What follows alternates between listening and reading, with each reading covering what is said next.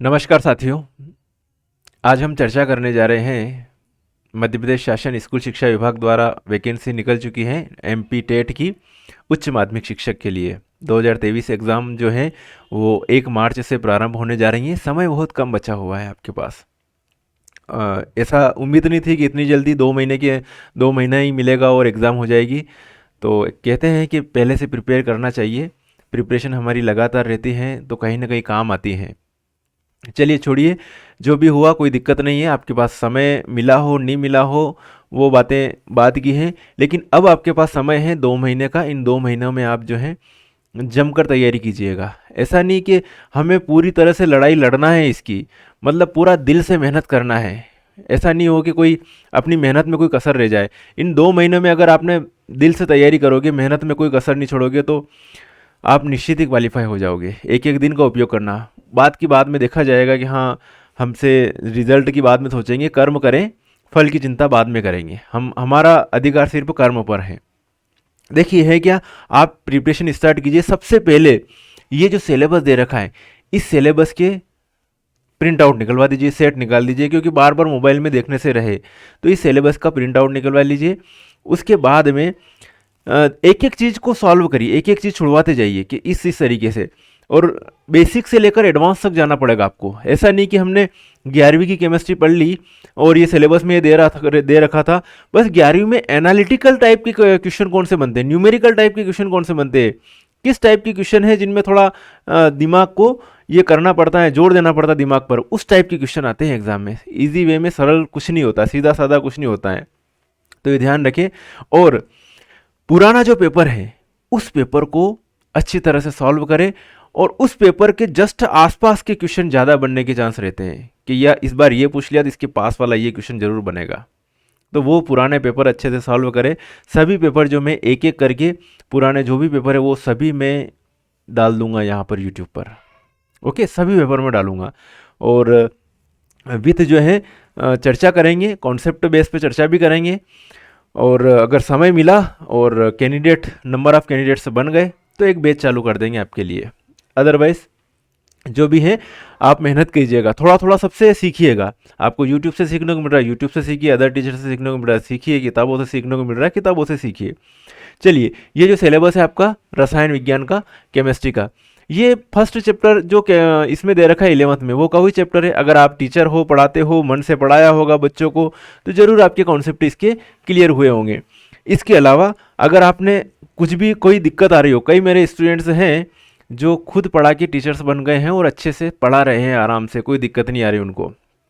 आप भी अगर ये जो मैंने हर एक वीडियो भी बना रखे हैं, वैसे प्लेलिस्ट में मिल जाएंगे आपको। आप तो अच्छे जानकार हो, अच्छा केमिस्ट्री आती है आपको, क्योंकि आप फर्स्ट ग्रेड की तैयारी कर रहे हो, तो हाई स्पीड में देखिए, 2x में देखिए, 1.5x में स्पीड में देखिए वीडियो, और सारा अपना बेसिक कंप्लीट कीजिए फटाफट से। बेसिक कंप्लीट करने के बाद आपको आगे बढ़ना है, जल्दी जल्दी कीजिए, मतलब जो भी पढ़ाई चालू करना है वो, है ना। 2 महीने में मतलब आपको 1 महीना तो बिल्कुल शांत मन से पढ़ते जाना है। फिर धीरे धीरे जैसे गाड़ी में गियर लगता है ना, first gear, second gear, third gear, fourth gear, ऐसे टॉप पे चले जाएंगे। फिर बाद में हमारा सिलेबस जो है, अभी तो आपको इतनी किताबें दिख रही होगी, लेकिन इन किताबों को देखते जाना, धीरे धीरे आपका सिलेबस बहुत कम हो जाएगा और एग्जाम टाइम पर सिर्फ आप पढ़ने पलटाओगे। चलो ये वाला भी आती है, ये चीज़ें भी आती है, ये चीज़ें भी आती, कोई दिक्कत नहीं, आप जो है आराम से पेपर करोगे। ठीक है। मेरी खुद की जो है, मैंने बताया था आपको पिछले वाले वीडियो में कि मेरी ऑल एमपी में 12वीं रैंक बनी हुई है, 12 रैंक। और जिले में मैं एक रैंक बनी थी और एक ही पोस्ट थी जिस पर मेरा सिलेक्शन हुआ था। चलिए, तो ये है रसायन शास्त्र की कुछ मूलभूत अवधारण है। द्रव्य की अवस्थाएं देखिए, बहुत सारा सिलेबस है भैया। परमाणु संरचना ढेर सारा सिलेबस है। साम्यावस्था, सतह रसायन, पढ़ाई तो आपको जबरदस्त करनी पड़ेगी भैया। रेडॉक्स रिएक्शन, विद्युत रसायन, विलियन, रासायनिक आबंधन और आणविक संरचना, ऊष्मागतिकी, तत्वों का वर्गीकरण तथा गुणों में आवर्तिता, hydrogen, S block elements, P block elements, D और एफ ब्लॉक एलिमेंट्स, उपसहसहजी समन्वय, यौगिकों का कार्बोधातुक यौगिक, स्क्रीनशॉट लेना चाहो ले लेना। कार्बनिक रसायन, जो सारी चीज़ें सिलेबस में है वही है। हाइड्रोकार्बन का वर्गीकरण, एल्काइंस, एरोमेटिक हाइड्रोकार्बन, पर्यावरण रसायन, halo alkane, hello arene, alcohol, phenol, ether, aldehyde, ketone, carboxylic acid, बहुलक, जैव अणु, carbohydrate, protein, enzyme, nucleic acid, दैनिक जीवन में रसायन। तो ये भैया ये कुल मिला के जो है आपका सिलेबस 11वीं 12वीं का ही सिलेबस है। अच्छे से प्रिपेयर कीजिएगा तबीयत से, है ना। सिलेबस की फ़ोटोकॉपी निकलवा लो आप, और किताबों में जुट जाइए। जितना मेहनत करोगे उतनी कामयाबी आपके लिए। होगा क्या कि आपका जो, अगर आपके जो है ना, मैं SC ST कैंडिडेट के लिए तो लगभग अभी वाली जो हुआ था उसमें तो कैंडिडेट ही कम पड़ गए थे। मतलब 150 में से 150 में से जिनके 75 नंबर आए गए वो सब सिलेक्ट हो गए, वो सब सिलेक्ट हो गए। इतनी सारी वैकेंसी थी और खाली रह गई वैकेंसी भैया, इसीलिए तो डबल से वैकेंसी निकली कि ST का कैंडिडेट ही नहीं मिल रहा भैया। 75 नंबर लिया है, जॉब लग गई भैया, नौकरी लग गई, फर्स्ट ग्रेड की वो भी। तो 150 में से 75 नंबर वाले SC ST कैंडिडेट की बहुत सारी पोस्टर जो अभी खाली रही। और OBC के लिए जो है, OBC के लिए भी 75% है, लेकिन OBC में थोड़ा हो सकता है थोड़ा कंपटीशन हो जाए, तो 75 के हिसाब से तैयारी नहीं करें, 90 के हिसाब से तैयारी करें, फिर सिलेक्शन हो जाएगा।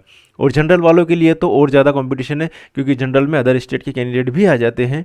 तो जनरल वालों को तो अच्छा तैयारी करना पड़ेगी, जनरल जो जनरल कैटेगरी में आते। और जनरल कैटेगरी में भी आजकल वो कैंडिडेट जो इसमें आते हैं, वो 10% में एक और रिजर्वेशन चालू हो गया है। तो उसमें जो है उसमें आते हैं तो फिर कोई दिक्कत ही नहीं है, फिर तो 75 उनके लिए भी ठीक है। तो ये है भैया सिलेबस, और सिलेबस के अकॉर्डिंग समय बिगाड़े ना, क्योंकि समय वापस नहीं आएगा। मैंने जब तैयारी करी थी, मैंने फर्स्ट ग्रेड की तैयारी करी थी, तब रियल बताऊं 1 महीने तक बिल्कुल कहीं नहीं जाता आता था। रात दिन तैयारी करी, सारे नोट्स हाईलाइट कर दिए, इस तरीके से पढ़ाई करी कि एक पोस्ट निकले तो भी वो मेरी है। मेरे फ्रेंड आए मेरे रूम पर लास्ट एग्ज़ाम के जस्ट 1 दिन पहले कि यार तेरी इतनी तैयारी, तेरे ये नोट्स बना हुआ है, ये तूने ये कर रखा है, तो तेरा तो सिलेक्शन फिक्स है, चलो इसका सिलेक्शन फिक्स है। और ये हुआ कि पूरे हाल में से जब एग्ज़ाम हुई तो पूरा हाल 100 लोगों का भरा हुआ था, 100 से ऊपर थे लगभग, और उन सब में मेरे हाईएस्ट मार्क्स आए थे उस हाल में जहाँ पर मैंने एग्ज़ाम दी थी। तो ये होता है, अच्छे से तैयारी कीजिएगा, सिलेबस के अकॉर्डिंग तैयारी कीजिएगा।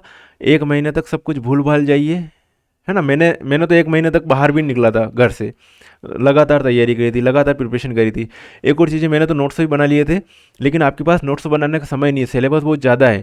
नोट्स बनाने के चक्कर में अब नहीं पढ़ना है। मैं नहीं, बच्चों को राय नहीं दूंगा कि आप नोट्स बनाने के चक्कर में पढ़े। सिर्फ हाँ ठीक है, हेडिंग लिखते जाए, जिस टाइम में पढ़ रहे उस टाइम में लिखे, अलग से स्पेशल टाइम मत निकालिए नोट्स बनाने का। हाईलाइट करती जाइए, किताबें पढ़िए, क्योंकि नोट्स बनाओगे तो ज़्यादा टाइम लग जाएगा। ठीक है, कुछ चीज़ें जो याद नहीं रहती वो एक कॉपी रखिए, उसमें साथ में लिखना अलग होता है, नोट्स बनाना अलग होता है। नोट्स में तो अपन सारी चीज़ें लिखते हो as it is, basic basic, वो होता है नोट्स। लिखना अलग है, ठीक है, थोड़ा सा हेडिंग लिख दी, थोड़ा फार्मूला लिख दिया, एक कॉपी वो अलग से भर गई, वो कोई दिक्कत नहीं। वो एग्जाम टाइम पे अपन जाएंगे तो उस टाइम पे उस कॉपी के पढ़ने पलटते हुए एग्जाम देने जाएंगे, तो मेन चीज़ें अपने को थोड़ी फोकस हो जाए, याद रह जाएगा, हाँ ये फार्मूले होते हैं।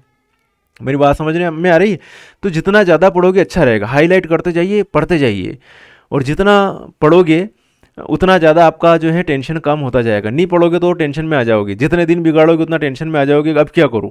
होता ना ओवर, आपके पास ओवर है कितने, आपके पास बचे हुए जो हैं 2 महीने हैं, 2 महीने आपके पास 60 गेंद है, और 60 गेंद को आप कैसे खेलना है, 60 गेंद से ज़्यादा नहीं मिलेगी। एक एक गेंद बिगाड़ते जाओगे, बाद में ओवर रन नहीं बनेंगे आपसे।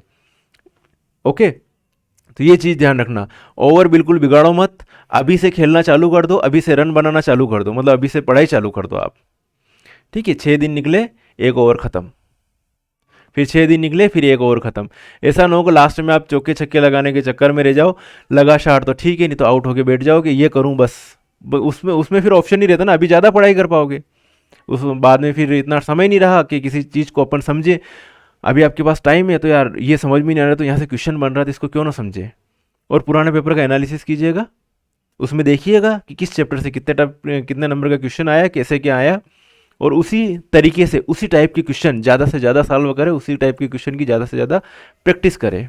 ओके, और मेरे से जो मार्गदर्शन चाहिए वो आप मेरे से, मैं डिस्क्रिप्शन में मेरे मोबाइल नंबर दे दूँगा, वहाँ पर आप मेरे को सिर्फ व्हाट्सअप कीजिएगा, मैं यस कर दूंगा, तो आप मेरे से बात कर लीजिएगा। समय नहीं रहता है वैसे, तो व्हाट्सअप कीजिएगा मेरे को, डिस्क्रिप्शन में मेरे मोबाइल नंबर दे दूंगा, अवेलेबल हो जाएंगे आपको।